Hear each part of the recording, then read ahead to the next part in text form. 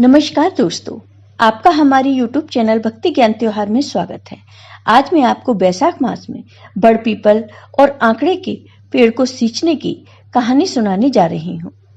अगर आपको ये कहानी पसंद आई तो कमेंट बॉक्स में भगवान विष्णु की जय अवश्य लिखिए। साथ ही अगर आप मेरे चैनल पर नए हैं तो मेरे चैनल को सब्सक्राइब कीजिए और बेल आइकॉन पर क्लिक जरूर कीजिए, जिससे हमारे वीडियो के नोटिफिकेशन आपको मिलते रहें। अब सुनिए ये कहानी। नर्मदा नदी के तट पर एक छोटा सा गांव था। उस गांव में एक बुजुर्ग वैश्य दंपत्ति रहते थे। उनके 2 बेटे और 2 बहुएं भी थीं। बुजुर्ग वैश्य का रोज का नियम था कि वो रोज नर्मदा नदी पर स्नान करने जाते और वहीं स्नान के बाद 1 लोटा जल लेकर सूर्य देव को जल अर्पित करते, फिर बड़ पीपल और आंकड़े के पेड़ को सींचते। यह उनके रोज का नियम था। एक बार की बात है, बैसाख का महीना आने वाला था तो वैश्य ने अपनी पत्नी से कहा कि भगवान, कुछ दिनों से मेरी तबीयत ठीक नहीं है और कल से बैसाख का महीना लगने वाला है। मुझे लगता है कि मेरा नर्मदा नदी के तट पर स्नान करने का नियम टूट जाएगा। तबीयत खराब होने के कारण मैं वहां नहीं जा सकता। तब वैश्य की पत्नी ने कहा, आप इतने दुखी क्यों होते हो? भगवान की कृपा से हमारे 2 बेटे और 2 बहुएं हैं।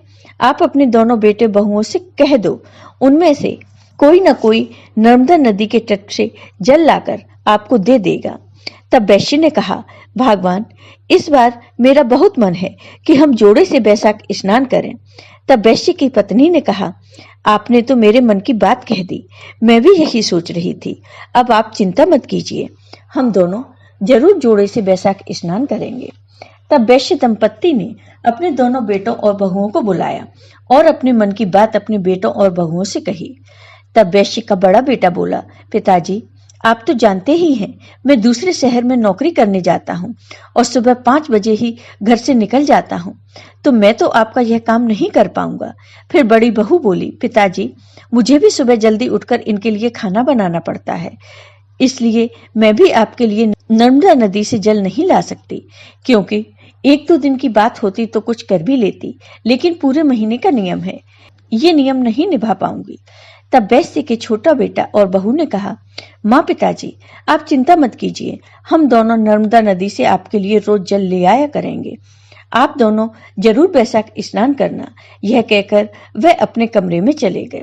फिर छोटे बेटे ने अपनी पत्नी से कहा, सुनो, मेरे मन में भी एक विचार आया है कि हम दोनों माँ पिताजी के लिए जल लेने नर्मदा नदी पर तो जाएंगे ही, तो क्यों ना हम दोनों भी जोड़े से बैसाख स्नान करें। तब उसकी पत्नी ने कहा, ठीक है, हम दोनों भी जोड़े से बैसाख स्नान करेंगे। तब छोटे बेटा बहू ने जाकर यह बात अपने माता पिता को बताई। यह सुनकर वैश्य दंपत्ति बहुत खुश हुए। दूसरे दिन सुबह 4 बजे ही वैश्य के छोटे बेटा बहू नर्मदा नदी के घाट पर पहुंच गए। दोनों ने नदी में स्नान किया और जल लेकर घर आ गए। घर आकर उन्होंने वह जल अपने माता पिता को दे दिया। फिर उस बुजुर्ग दंपत्ति ने 1-1 लोटा जल निकालकर रख लिया और बाकी के जल से दोनों पति पत्नी ने स्नान कर लिया। फिर लोटे के जल से सूर्य देव को अर्घ्य दिया और बड़ पीपल और आंकड़े के पेड़ को सींचा। बड़ पीपल और आंकड़े के पेड़ की पूजा की तथा 5 परिक्रमा लगाई। फिर छोटी बहू उन्हें भोजन देती है। इस तरह पूरा बैसाख का महीना बीत गया। जब बैसाख पूर्णिमा का दिन आया तो बुजुर्ग दंपत्ति ने छोटे बेटा बहू से कहा, तुम दोनों ने भी हमारे साथ बैसाख स्नान किया है, इसका संपूर्ण फल पाने के लिए हमें 2 जोड़ा ब्राह्मण दंपत्ति को भोजन कराना होगा। तब उन्होंने अपनी छोटी बहू से कहा, बहू, तुम कल बढ़िया सा भोजन बनाना और 2 जोड़े ब्राह्मण को गांव से बुलाकर ले आना। हम उन्हें भोजन कराएंगे और दक्षिणा भी देंगे। तब बेटा बहू ने कहा, ठीक है, आप लोग जैसा चाहते हैं वैसा ही होगा। फिर सुबह छोटी बहू जल्दी उठी और खाना बनाया। भोजन तैयार करने के बाद गांव में ब्राह्मण ब्राह्मणी को बुलाने गई तो रास्ते में उसे 2 ब्राह्मण और 2 ब्राह्मणी आती हुई दिखाई दी। तो छोटी बहू ने सोचा कि शायद ये कोई तीर्थ यात्री हैं, ये हमारे गांव के तो नहीं हैं, क्यों ना भोजन के लिए मैं इन्हें ही घर ले जाऊं। फिर छोटी बहू उनके पास गई, उन्हें प्रणाम किया और कहा, हे ब्राह्मण, आज बैसाख पूर्णिमा के दिन हमारे सास ससुर जोड़े से 2 ब्राह्मण ब्राह्मणियों को भोजन कराना चाहते हैं। कृपया आप मेरे साथ भोजन करने के लिए मेरे घर पर चलिए। तब वो ब्राह्मण ब्राह्मणी बोले, बेटी हम तो तीर्थ यात्री हैं, हमें भोजन मिल जाए इससे बड़ी क्या बात हो सकती है। फिर बहू उन ब्राह्मण ब्राह्मणी को अपने घर लेकर आई, उनके लिए भोजन परोसा, सबने भरपेट भोजन किया। फिर वैश्य दंपत्ति ने उन्हें कपड़े और दक्षिणा दी, उन ब्राह्मण ब्राह्मणी ने उन्हें आशीर्वाद दिया। फिर वैश्य दंपत्ति ने अपने बेटा बहू से कहा कि इनके चरण धोने के लिए जल लेकर आओ। बेटा बहू जल लेने चले गए और बुजुर्ग दंपत्ति उनके पैर पहुंचने के लिए कपड़ा लेने कमरे में चले गए। वो ब्राह्मण ब्राह्मणी और कोई नहीं बल्कि भगवान राम, सीता तथा भगवान विष्णु और माता लक्ष्मी थे।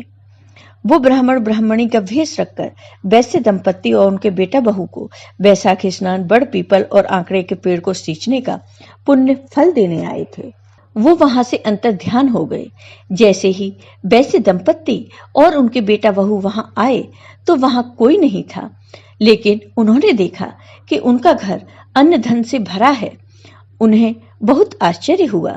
उन्होंने उस जगह देखा जहां वो लोग बैठे थे, तो देखा कि जहां भगवान राम और सीता बैठे थे वहां भगवान राम के चरण तथा धनुष के चिन्ह थे, और जहां माता सीता बैठी थी वहां मोहरों की थैली थी, और जहां भगवान विष्णु बैठे थे वहां चक्र का चिन्ह था, और जहां माता लक्ष्मी बैठी थी वहां हीरे मोती सोने चांदी के आभूषण की ढेरी थी। यह खबर पूरे गांव में फैल गई तो वैश्य दंपत्ति के घर सब लोग देखने आए कि यहाँ भगवान प्रकट हुए हैं। वैश्य दंपत्ति के बड़े बेटे बहू को यह पता चला तो उन्हें बहुत दुख हुआ कि अगर हम भी बैसाख स्नान करते और माँ पिताजी को नर्मदा नदी के जल लाकर देते तो हमें भी भगवान के दर्शन होते।